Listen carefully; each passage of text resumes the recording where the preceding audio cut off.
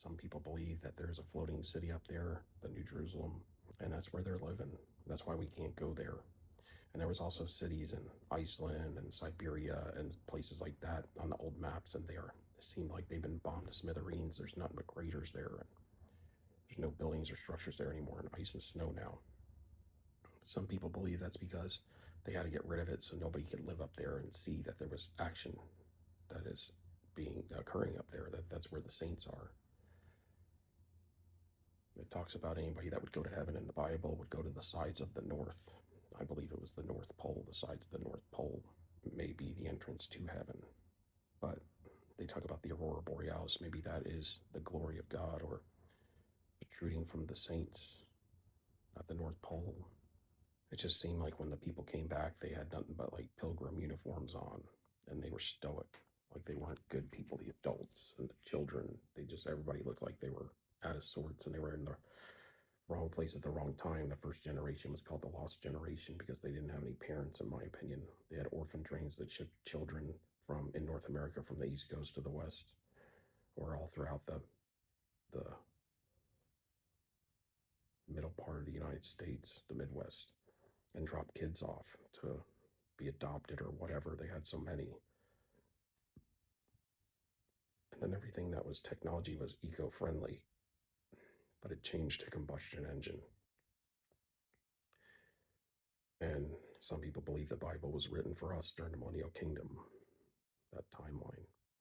And it was left for us, and most of our history has a bunch of holes in it because it's been pieced together by just a few people. And a lot of things they say happened didn't really happen. And the technology that ramped up in the 1880s and 90s was because somewhat of it was already here from whatever was left over.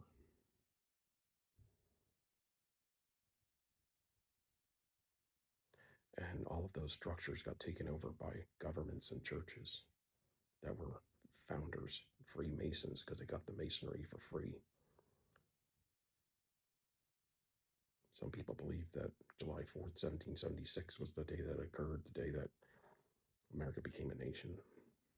And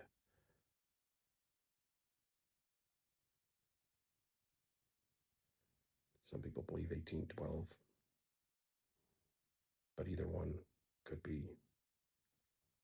It talked in Isaiah that there would be 7 times the sunlight during the time of the Millennial Kingdom, so there would be no ice and snow.